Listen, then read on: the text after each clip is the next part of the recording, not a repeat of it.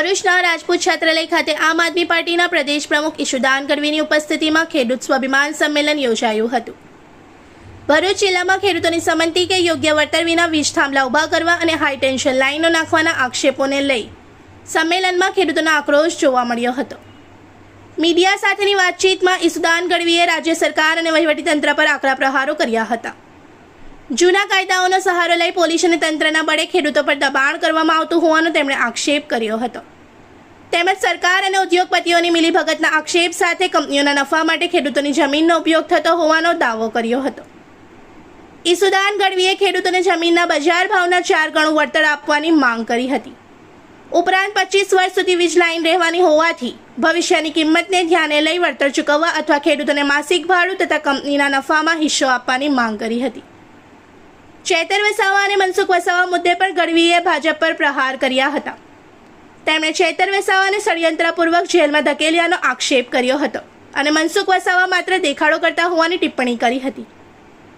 અંતે ગઢવીએ ખેડૂતો અને જનતાને એક થવાની અપીલ કરી હતી અને ખેડૂતોના હક માટે આમ આદમી પાર્ટી લાઠીઓ ખાવા તથા જેલ જવા પણ તૈયાર હોવાનું જણાવ્યું હતું। જી, આજે ખેડૂતોના એક સંમેલનમાં ભરૂચ આવવાનું થયું છે। તમે વિચાર કરો, સરકાર અત્યારે બેફામપણે કંપનીઓ સાથે મળીને ખેડૂતની મા સમાન એક માત્ર જમીન રહી છે એનું આવકનું સાધન, એના ઉપર ખેડૂતની સહમતિ વગર, ખેડૂતોને યોગ્ય વળતર આપ્યા વગર, ખેડૂતો સાથે વાતચીતો કરવા વગર જે હાઈ ટેન્શનનો લાઈનો નાખે છે, જેના વિરોધમાં આજે સંમેલન યોજાયું હતું। સામાન્ય રીતે 4 જેટલી હાઈ ટેન્શન લાઈનો 6 નખાઈ છે અને હજી 6 જેટલી નોટિફિકેશનો પડી રહ્યા છે અને આ હાઈ ટેન્શનનો લાઈનો કરોડિયાના માળાની જેમ ભરૂચ અને આસપાસના વિસ્તારોમાં પથરાવાના છે। તમે વિચાર કરો, લગભગ અંદાજે 250થી વધુ ગામોમાં આ ખેડૂતો એફેક્ટેડ છે। અહીંયા બુલેટ ટ્રેન હોય, એક્સપ્રેસ હાઈવે હોય, આવા કેટલી યોજનાઓમાં જમીનો તો ગઈ જ છે ખેડૂતો। હવે બાકી રહી ગઈ છે જમીન, એ આ લોકો હાઈ ટેન્શન લાઇનમાં ખેડૂતોની જમીન પચાવી પાડવા માંગે છે। ખેડૂતો અને કંપનીઓ એ બે મળીને નક્કી કરવું જોઈએ અને જો ખેડૂતોને પોસાય એ ભાવે કંપનીઓ ઘૂસવી જોઈએ। એના બદલે કંપની જાય છે સરકાર પાસે, સરકાર કંપનીની દલાલ બનીને અધિકારીઓને હુકમો કરે છે, પોલીસ અધિકારીઓને હુકમો કરે છે કે જાઓ, ખેડૂતો ન માને તો ખેડૂતોને ધોકાવાળી કરો। આ સરકાર ખેડૂતોની છે કે કંપનીઓની છે? અને કંપનીઓ શું મફતમાં વીજળી આપવાની છે? ભાઈ, હાઈ ટેન્શન લાઈનો નાખો છો, તમે જે રીતે કોરિડોરો બનાવો છો, તમે વીજળી છે એ કંપની ખેડૂતોને મફત તો આપવાની નથી। તો ખેડૂતોને યોગ્ય વળતર મળવું જોઈએ અને ખેડૂતોની એ પણ માંગ છે, મેં ઘણા ખેડૂતો સાથે વાત કરી, એમનો મત છે કે કંપનીના માણસો કે પોલીસ હોય કે સરકારના માણસો, જ્યાં સુધી અમે સહમત ન થઈએ વળતર મામલે ત્યાં સુધી એના ખેતરમાં પગ ન મૂકવો જોઈએ। ત્યારે આ લોકો અંગ્રેજોનો કાયદો લાવીને દેખાડીને એ લોકો બળજબરીપૂર્વક તંત્રને આગળ કરીને કંપનીઓની દલાલી કરે છે। સરકાર, ભાજપ સરકાર, મુખ્યમંત્રી ભૂપેન્દ્રભાઈ પટેલ, એ શરમની વાત છે। આજે અમે ડિમાન્ડ કરી છે કે જે ખેડૂતોને વળતર મળવું જોઈએ એ બજાર કિંમતના 4 ગણા અથવા તો 25 વર્ષ પછી, લાઈનો 25 વર્ષ સુધી રહેવાની છે, 25 વર્ષ અથવા જમીનની કિંમત કેટલી થવાની છે ભાઈ, એ કિંમત પ્રમાણે વળતર આપવામાં આવે અથવા તો મહિને એને ફિક્સ ભાડું આપવામાં આવે। જેમ કંપની અત્યારે 8-8.5 રૂપિયે યુનિટ વીજળી વેચે છે સરકારને કે આપણે, એ 25 વર્ષ પછી તો 50 કે 100 રૂપિયા યુનિટ વેચતી હશે, ત્યારે કંપનીનો નફો તો કરોડોમાં હશે, ત્યારે ખેડૂતોની જમીન કાયમી માટે કબજો થઈ જશે।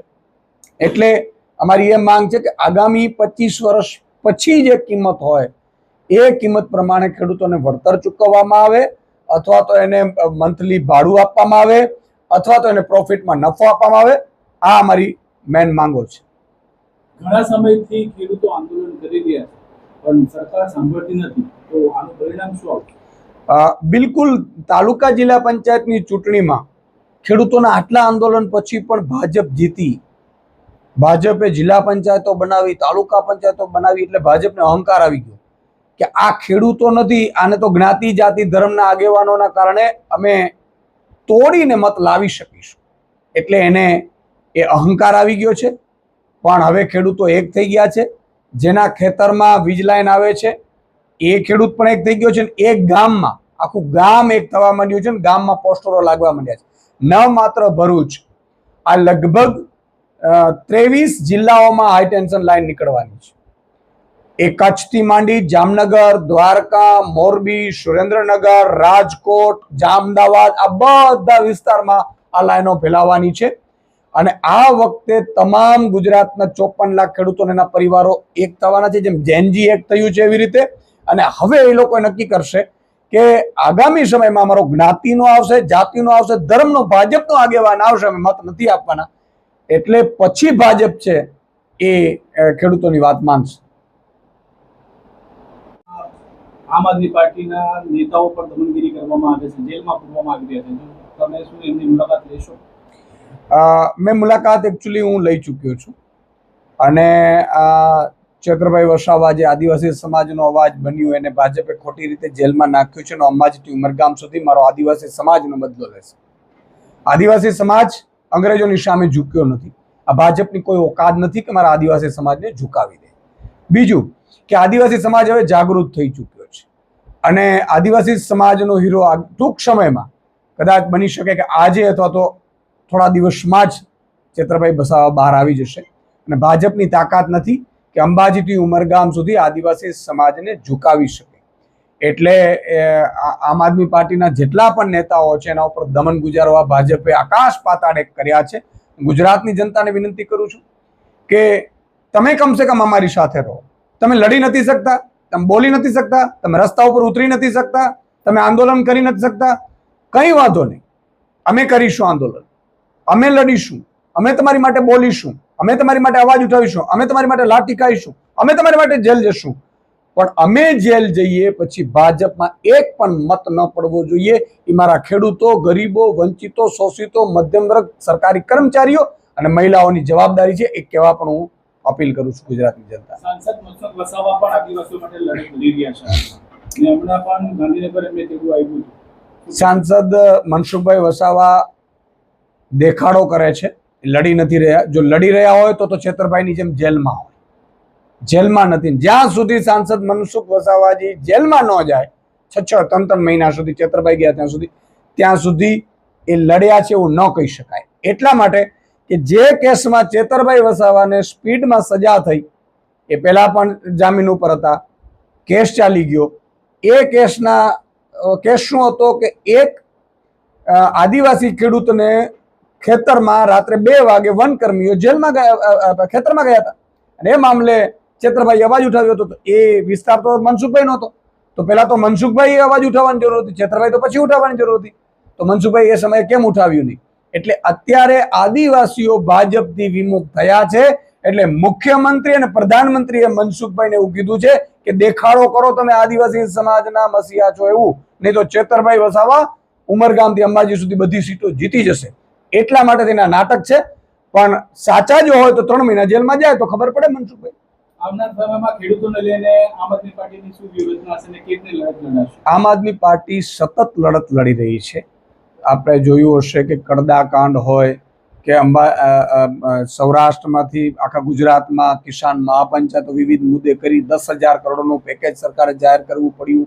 હાઈ ટેન્શન લાઇનના મુદ્દા હોય, કિસાન મહાપંચાયતો ગાંધીનગરમાં 1 દિવસનો પ્રતિક ઉપવાસ કર્યું. હમણાં તમે જોયું હશે 1 મહિના પહેલા. અને સતત અમે લડી રહ્યા છીએ. આજે ભરૂચમાં પણ સંમેલન છે ખેડૂતોનું. આ સહિત જ્યાં જ્યાં ખેડૂતો લડી રહ્યા છે એ મામલામાં અમે ખેડૂતોને એટલું કહી છે કે અમે લડતની તમારી સાથે છીએ. પણ આ અહંકારી રાવણ જેવી સત્તા સામે માત્ર આંદોલનોથી હવે નિરાકરણ નહીં આવે. સરકાર બદલો, તમારી પોતાની આમ લોકોની, આમ જનતાની, આમ આદમી સરકાર લાવો અને નિર્ણયો કરો તમારે સરકારમાં બેસીને. ખેડૂતોની લેખિત સંમતિ વગર એ લોકો વીજ પોલ નાખી નહીં શકતા ખેડૂતના જમીનમાં પોતાની. તો એના માટે શું કાયદાકીય, ખેડૂત માટે શું છે કાયદાકીય? અત્યારે અંગ્રેજ સરકારનો કાયદો ચાલી રહ્યો છે, હજી પણ એમાં બદલાવવામાં આવ્યું નથી. આ લોકો જે નવા કાનૂન કે જે લાવે છે એ લોકો વળતરને લઈને લાવે છે. એવું હજી એમાં પ્રાવધાન નથી કે ખેડૂતને પૂછ્યા વિના જમીનમાં ઘૂસી ન શકાય. આમ આદમી પાર્ટીની સરકાર આવશે, મેં આનો અભ્યાસ કર્યો છે. જે કંપનીઓ આવશે યા તો ભાડું આપશે યા તો નફામાં પ્રોફિટ આપશે, અને જ્યાં સુધી મારો ખેડૂત સહમત નહીં થાય ત્યાં સુધી ખેડૂતના ખેતરમાં કલેક્ટર કે એસપી ની તો શું, કંપનીઓ વાળાથી શું, મુખ્યમંત્રીના બાપની તાકાત નથી કે ઈ ખેતરમાં જઈ શકે. આવો કાયદો લાવીશું. શું તમે માનો છો કે સરકાર અને ઉદ્યોગપતિઓ મળીને ખેડૂતોનું દમન કરી રહ્યા છે? બિલકુલ. આ સરકાર છે, ઉદ્યોગપતિઓ ખેડૂતો પાસે ક્યાં આવે છે ભાઈ? કંપનીઓ વાળા ખેડૂતો પાસે આવે. આપણે જમીન લેવી હોય તો ખેડૂતના માલિક પાસે જઈએ છીએ ને, અથવા તો આપણે દુકાન લેવી હોય તો દુકાનના માલિક પાસે જઈએ છીએ કે સરકાર પાસે જઈએ છીએ ભાઈ? કંપની લેવી હોય તો આપણે કંપનીના માલિક પાસે જઈએ છીએ કે સરકાર પાસે જઈએ? આ કંપનીઓ સરકાર પાસે કેમ ગઈ? સરકારને ફંડ આપે છે, સરકારના નેતાઓને ફંડ આપે છે ચૂંટણીઓ લડવાનું.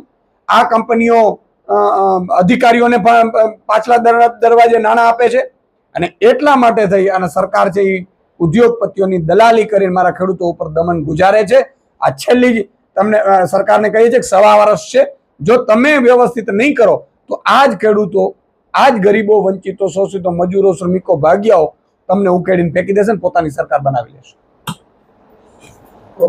इस वीडियो को लाइक करें, हमारे चैनल को सब्सक्राइब कर बेल आइकन जरूर प्रेस करें हमारी न्यू वीडियो सबसे पहले देखने के लिए।